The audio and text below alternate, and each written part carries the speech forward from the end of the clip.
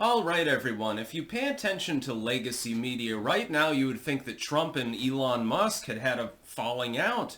Supposedly, Trump is putting Elon Musk in his place, saying, well, he's only an advisory role. He doesn't get to make any decisions. This is pertinent to the USAID story.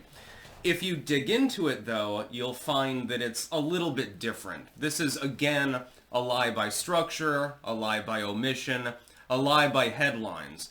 Most people, when they pay attention to the news, if they're not being paid to analyze it like I am, mostly they'll read like the first few sentences of the article, and maybe they don't even read that. Maybe they just read a tweet. If you pay attention to those from the legacy media, you'd think they were at odds. Trump and Elon Musk have had a falling out. Trump is putting him in his place. That's not what actually happened. Trump was assuring people that DOGE was simply an advisory role, which it is. It's not a government bureau. Elon Musk was never elected to Congress. He doesn't have any official power whatsoever. It's an advisory role. This was always the point of DOGE. The whole point, I think, is to make the American public generally more aware of the fact that there's so much wasteful spending. I think that's the entire point, basically. So, what has changed? Donald Trump assured people that Elon Musk didn't have gubernatorial power or something like that. But that was always understood to begin with, so why even have the headlines? Meanwhile, flashing across all sectors, you have virtually every legacy media outlet covering it, as though it's front page news worthy. But it's not, because we already knew this. This is not new information. DOGE was already an advisory position. The biggest news about DOGE, basically, is that Ramaswamy got shafted. And rightfully so. I'm kind of glad that he did. Musk, I think, will do a better job overall. Then the other day, of course, there were several agents from DOGE, effectively, that were denied security clearance, and then they got it, and so they've got the papers. They have the actual sums and figures, and the idea is to make them public. Now, this has been done for a number of years, like every year, I mean, as long as there's a Democratic president anyway. Fox News, for example, publishes, some of the bullshit that the government is invested in. You also get this from Rand Paul, actually. He's been doing this for a number of years. He does this for Festivus. It's one of his celebrations, basically. Musk has the resources to go through the actual numbers, to go through the actual paperwork, assuming that he has the clearance to do so, which now several of his people have, and to disclose it to the public. Where's the falling out, though? It was always understood that DOGE was advisory. Basically, the idea is to use the leverage of public opinion to affect the economy.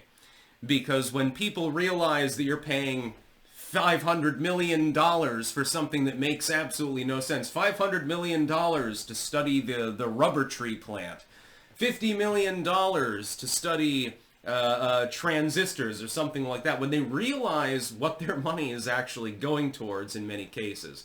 The military is a good example as well. That's why Warren is kind of sort of on board with DOGE, which is something that I did not predict would happen. When people realize the wasteful spending that the government is engaging in, $5,000 toilet seats on submarines and stuff like that, then there will be outcry. Once there's enough outcry, then you can change the way things are working, making things more efficient in the process. This is the whole goal of DOGE. It was always going to be advisory. That's the point. I don't understand why I understand why the legacy media is putting out these articles. They hate Elon Musk. They hate Donald Trump, and they hate anyone associated with him. So that much is pretty understandable. I don't understand why I'm seeing liberal commentators so messed up in the head. I mean, they're liberal commentators, so maybe I shouldn't be surprised, that didn't even read the articles. They're saying, well, Donald Trump and Elon Musk hate each other now. No, he was just reaffirming the fact that DOGE is an advisory committee. And it has nothing to do with the machinations of government. It's not a congressional bureau or anything like that. That was already something that people were aware of, though. Doesn't make any goddamn sense. It's basically they're trying to slander Elon Musk at this point because he's associated with Donald Trump. That's basically the point.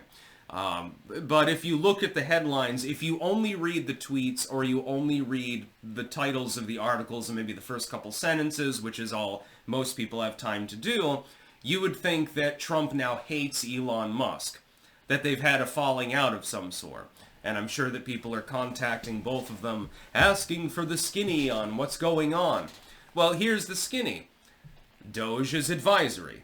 Trump was reassuring people that it's advisory. That doesn't mean that he has a problem with Elon Musk. That remains to be seen. Maybe they do have a falling out at some point. Doesn't seem to be the case right now. Elon Musk is too busy putting up rockets and going through government paperwork, and Trump appears to be having a little bit of a job to do as well. He appears to be a workhorse. This doesn't surprise me whatsoever. That's about all.